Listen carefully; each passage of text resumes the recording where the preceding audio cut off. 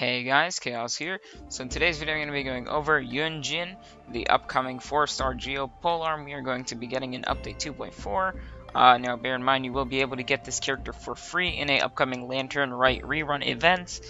You'll be able to choose a Leeway 4-star character and Yun Jin will be one of them. So you'll be able to get this character for free and she's actually pretty good. So you might as well start preparing, and in this video I'm going to be going over all the materials that you're going to need for her and what her kit does if you don't know what she does already from leaks and stuff.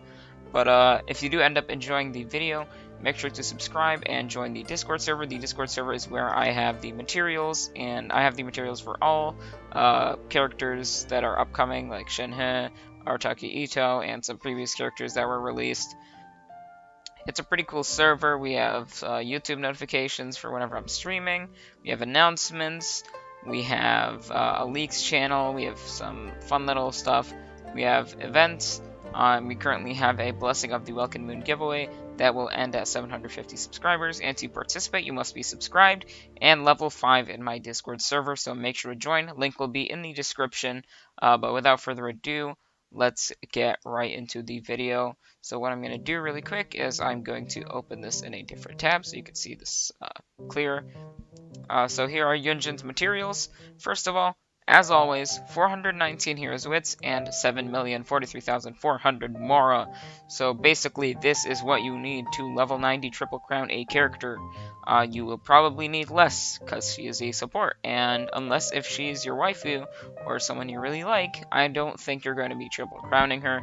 So you will need less Mora, and less of some of these materials, but you know, you can do some calculations to see how much you do actually need, but these are just the maximum amounts you will need to fully prepare for the character. Next, you're going to need some crystals. Like always, you need 1 of the smaller ones, 9 of the blue ones, 9 of the purple ones, and 6 of the gold ones. Before you start farming for these from the Geo Hypostasis, make sure to fight the Golden Wolf Lord, as he also has materials you need. He is just released in this 2.3 update, and make sure to start farming for him, because he has Yun Jin materials and he drops crystals. I don't know if he only drops Geo Crystals, but even if he doesn't, you have a high chance of getting them. So I would start by farming this, and if you don't have enough at the end, make sure to either go to the shop and get some Dust of Azoth to convert some of the other elemental crystals to the Geo ones, or you could end up just going to the Geo Hypostasis and farming from there. Next, you're going to need Hilichurl materials. If you've been playing the game for less than 1 minute, you'll still probably have enough from Hilichurls, because they are literally everywhere. You could get this in under I don't know. I don't even know how fast you could do this, because there are just Hilichurls everywhere. You're going to need 36 of the gray ones, 96 of the green ones, and 129 of the blue ones. You probably already have enough. I have thousands of these. So if you do need to farm them, just go around and murder some Hilichurls and ruin their lives. Next, you're going to need 168 Glazed Lilies. These are actually pretty hard to find. They're pretty scarce, so I would start farming them every day if you do want to level up this character on day 1, because she will be on the Shenhe banner, and Shenhe will be the first banner of 2.4. So make sure to start farming these, as you will need a lot of them if you do want to level up this character to a high level. Next, you're going to need some talent books. You're going to need 9 of the... These are the Diligence one, I think that's what they're called. You're going to need 9 of the green ones, 63 of the blue ones, and 114 of the gold/purple ones.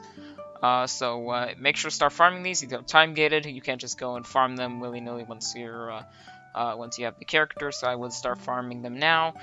If you do want to get at least 9 of these and 63 of these, you'll be able to get all her talents to level 6, which is pretty much a decent area to keep your supports at. And if you do want to go higher, maybe get some abilities to level 8, you're going to need to start to collect some of these gold/purple books. And then finally, you're going to need some Senora materials and 3 crowns if you do want to invest in her that much.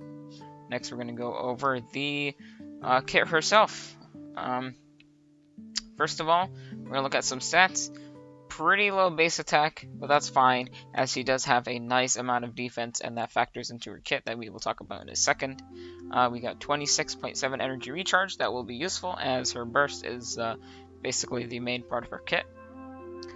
We got normal attacks, nothing special, it's a 4-star. You won't be doing many numbers with this, unless you use like a physical build or something, then you probably won't be normal attacking much, so it's fine if you want to, keep that at level 1, because this is a support character. Next we got her E, Whirling Opener. Now this ability is basically the Beto parry but Geo version.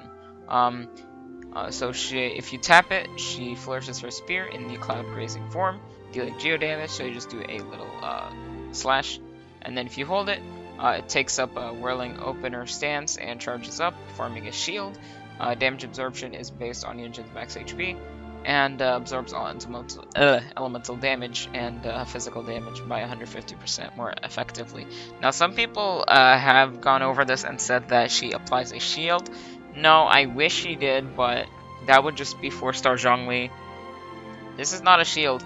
If you go over to Beto right now in the game and hold her E, that also applies a shield, but as soon as you let go, as it says here, you will lose the shield. So it's not a permanent shield that has a duration or a health. I mean, it does have a health, but once the health is depleted, you will do the slash.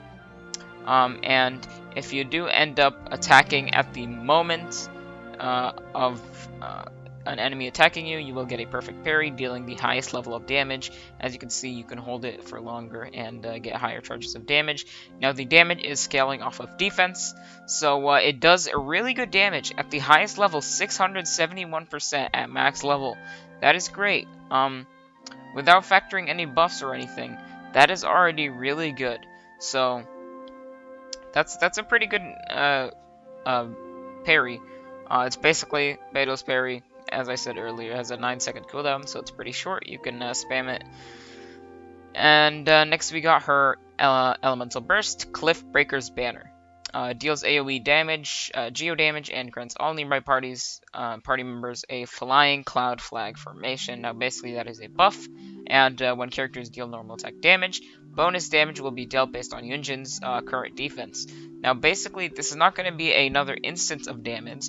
The damage will be the damage instance you do with your character with your normal attack will be increased based on Yun Jin's defense. The effects of the skill will be cleared after a set duration or a specific number of stacks are consumed. So you will have 30 stacks, so you'll have 30 normal attacks, and you will have a 10-second duration, so you're going to want to apply those stacks really fast as you can. When one normal attack hits multiple opponents, stacks of the skill will be consumed based on the numbers of opponents hit. So don't think you can cheat the system with normal attacking once and healing multiple people. It's still going to consume the same amount of attacks. So basically with this buff, you're going to want fast attacking characters that can get rid of all those 30 stacks in less than 10 seconds. As you can see, the scaling of the skill is pretty good. It's 439. And then the damage increase is almost 60% of her defense, which is actually really good. You can get pretty good damage if you pair this up with a Yoimiya. It has, as I said, 30 stacks, 10-second duration, 15-second cooldown, and 60 energy cost, which means it is a more spammable, but not as much as a 40 cost burst. Next, we have some more passive talents. We have a light nourishment. When perfect cooking is achieved on food with adventure-related effect, there's a 12% chance to obtain double the product. So that is just a nice little special passive that every character gets. Next, we got another passive, True to Oneself. Using Rolling Opener at the precise moment. By the way, this is the elemental skill. When Yun Jin is attacked, it will unleash a charge level 2, which is the hold form. So basically, this is what I said. You can get a perfect parry if you attack with her E at the precise moment where an enemy attacks. Next, we have a No Mere Traditionalist, another passive talent.